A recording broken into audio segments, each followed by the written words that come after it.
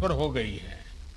और मैं देख रहा हूं कई अपने मोबाइल में चेक कर रहे हैं आया है क्या, और फिर एक दूसरे को ताली दे रहे हैं। आज जब बारिश का मौसम है और बुआई भी जोरों पर है, तो ये राशि छोटे किसानों के बहुत काम आएगी। आज 1 लाख करोड़ रुपए के कृषि ट्रांसफर इंफ्रास्ट्रक्चर फंड को भी 1 साल पूरा हो गया है।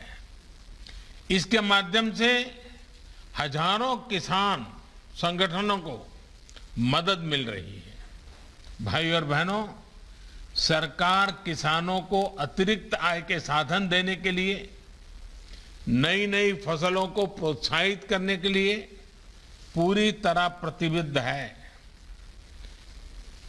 मिशन हनी बी ऐसा ही एक अभियान है। मिशन हनी बी के चलते बीते साल हमने लगभग 700 करोड़ रुपए के शहद का एक्सपोर्ट किया है, जिससे किसानों को अतिरिक्त आय हुई है। जम्मू कश्मीर का केसर तो वैसे भी विश्व प्रसिद्ध है। अब सरकार ने यह फैसला लिया है कि जम्मू कश्मीर का केसर देश भर में नाफेड की दुकानों पर उपलब्ध होगा। इससे जम्मू कश्मीर में केसर की खेती को बहुत प्रोत्साहन मिलने वाला है। भाई और बहनों, आप सभी से यह संवाद ऐसे समय में हो रहा है जब हम आजादी का अमृत महोत्सव मना रहे हैं। अब से कुछ दिन बाद ही 15 अगस्त आने वाला है। इस बार देश अपना 75वां स्वतंत्रता दिवस मनाने जा रहा है। ये महत्वपूर्ण पड़ाव हमारे लिए गौरव का तो है ही, ये नए संकल्पों, नए लक्ष्यों का भी एक बहुत बड़ा अवसर है। इस अवसर पर हमें ये तय करना है कि आने वाले 25 वर्षों में हम भारत को कहां देखना चाहते हैं। देश जब आजादी के 100 वर्ष पूरा करेगा, 2047 में, 2047 में, तब भारत की स्थिति क्या होगी, ये तय करने में हमारी खेती, हमारे गांव, हमारे किसानों की बहुत बड़ी भूमिका है। ये समय भारत की कृषि को एक ऐसी दिशा देने का है जो नई चुनौतियों का सामना कर सके और नए अवसरों का भरपूर लाभ उठा सके। भाई और बहनों, इस दौर में बहुत तेजी से हो रहे बदलावों को हम सभी साक्षी हैं। चाहे मौसम और प्रकृति से जुड़े बदलाव हो, खान पान से जुड़े बदलाव हो, या फिर महामारी के कारण पूरी दुनिया में हो रहे बदलाव हो। हमने बीते 1.5 वर्ष में कोरोना महामारी के दौरान इसको अनुभव भी किया है। इस कालखंड में देश में ही खान पान की आदतों को लेकर बहुत जागरूकता आई है। मोटे अनाज की, सब्जियों और फलों की, मसालों की, ऑर्गेनिक उत्पादों की डिमांड अब तेजी से बढ़ रही है। इसलिए भारतीय कृषि, उसको भी अब इसी बदलती आवश्यकताओं और बदलती मांग के हिसाब से बदलना ही है। और मुझे हमेशा से विश्वास है कि हमारे देश के किसान इन बदलावों को जरूर आत्मसात करेंगे। साथियों, इस महामारी के दौरान भी हमने भारत के किसानों का सामर्थ्य देखा है। रिकॉर्ड उत्पादन के बीच सरकार ने भी प्रयास किया है कि किसानों की परेशानी कम से कम हो।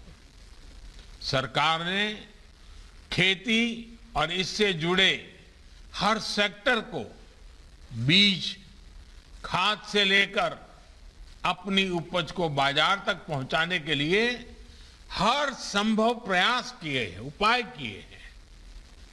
यूरिया की सप्लाई निर्बाध रखी, डीएपी जिसके दाम अंतर्राष्ट्रीय बाजार में इस कोरोना के चलते कई गुना बढ़ गए, उसका बोझ भी हमारी सरकार ने किसानों पर पड़ने नहीं दिया। सरकार ने तुरंत इसके लिए 12,000 करोड़ रुपए का इंतजाम किया। साथियों, सरकार ने खरीफ हो या रबी सीजन, किसानों से एमएसपी पर अब तक की सबसे बड़ी खरीद की है। इससे धान किसानों के खेतों में लगभग 1,70,000 करोड़ रुपए और गेहूं किसानों के खाते में लगभग 85,000 करोड़ रुपए डायरेक्ट पहुंचे हैं। किसान और सरकार की इसी साझेदारी के कारण आज भारत के अन्न भंडार भरे हुए हैं। लेकिन साथियों, हमने देखा है कि सिर्फ गेहूं, चावल, चीनी में ही आत्मनिर्भरता काफी नहीं है, बल्कि दाल और तेल में भी आत्मनिर्भरता बहुत आवश्यक है। और भारत के किसान ये करके दिखा सकते हैं। मुझे याद है कि कुछ साल पहले जब देश में दालों की बहुत कमी हो गई थी, तो मैंने देश के किसानों से दाल उत्पादन बढ़ाने का आग्रह किया था। मेरे उस आग्रह को देश के किसानों ने स्वीकार किया। परिणाम ये हुआ कि बीते 6 साल में देश में दाल के उत्पादन में लगभग 50% की वृद्धि हुई है। जो काम हमने दलहन में किया या अतीत में गेहूं धान को लेकर किया, अब हमें वही संकल्प खाने के तेल के उत्पादन के लिए भी लेना है। ये खाद्य तेल में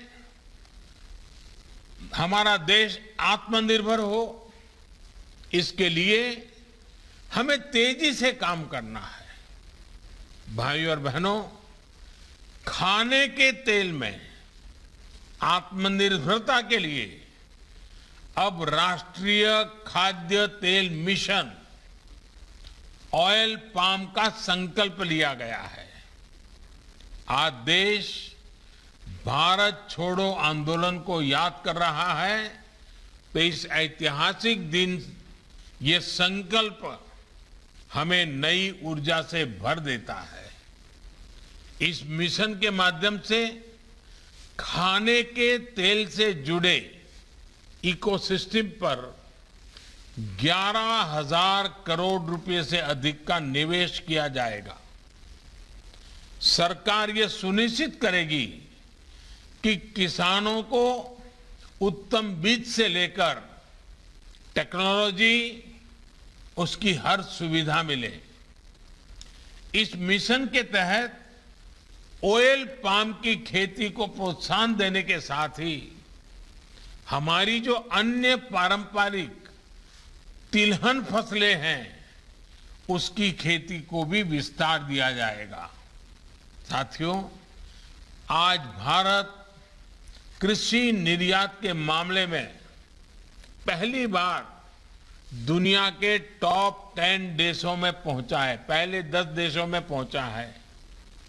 कोरोना काल में ही देश ने कृषि निर्यात के नए रिकॉर्ड बनाए हैं।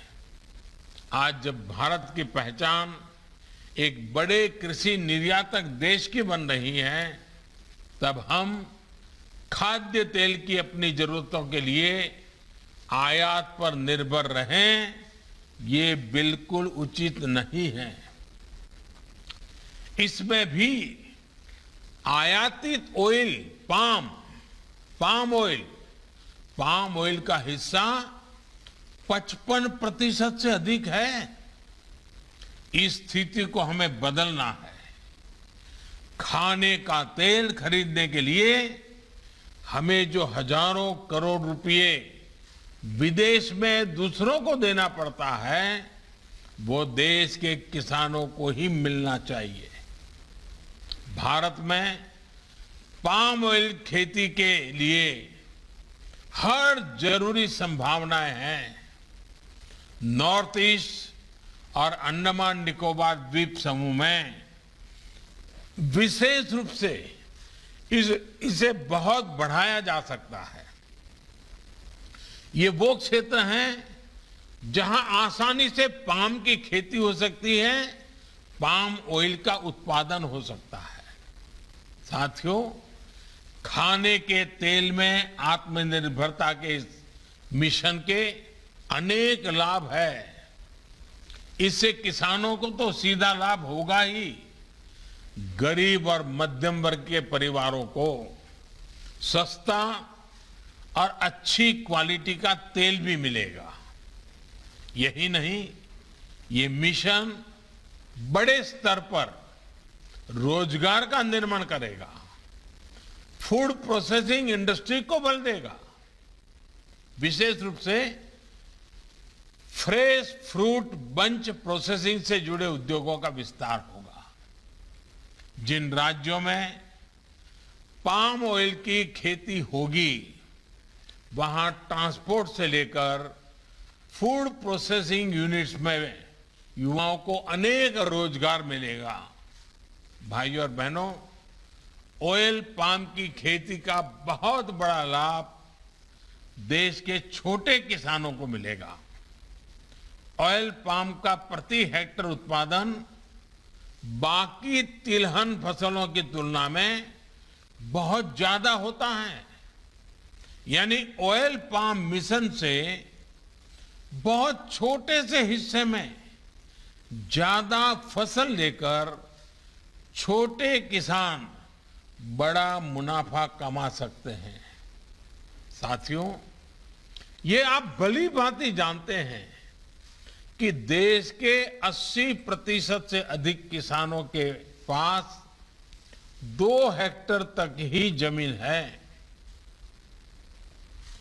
आने वाले 25 साल में देश की कृषि को समृद्ध करने में इन छोटे किसानों की बहुत बड़ी भूमिका रहने वाली है। इसलिए अब देश की कृषि नीतियों में इन छोटे किसानों को सर्वोच्च प्राथमिकता दी जा रही है। इसी भावना के साथ बीते सालों में छोटे किसानों को सुविधा और सुरक्षा देने का एक गंभीर प्रयास किया जा रहा है। पीएम किसान सम्मान निधि के तहत अब तक 1,60,000 करोड़ रुपए किसानों को दिए गए हैं। इसमें लगभग 1 लाख करोड़ रुपए तो कोरोना के मुश्किल समय में ही छोटे किसानों तक पहुंचे हैं। यही नहीं, कोरोना काल में ही 2 करोड़ से ज्यादा किसान क्रेडिट कार्ड जारी किए गए, जिनमें से अधिकतर छोटे किसान हैं।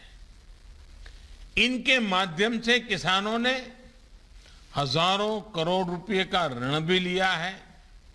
कल्पना कीजिए, अगर ये मदद छोटे किसानों को ना मिलती तो 100 वर्ष की इस सबसे बड़ी आपदा में उनकी क्या स्थिति होती। उन्हें छोटी छोटी जरूरतों के लिए कहां कहां नहीं भटकना पड़ता।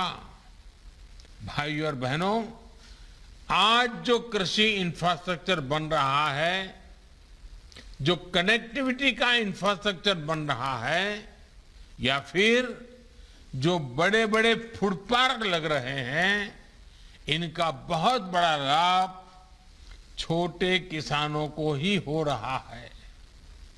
आज देश में विशेष किसान रेल चल रही है। इन ट्रेनों से हजारों किसानों ने अपना उत्पाद कम कीमत में, ट्रांसपोर्ट का खर्चा बहुत कम, देश की बड़ी बड़ी मंडियों तक पहुंचाकर अधिक कीमत से माल बेचा है।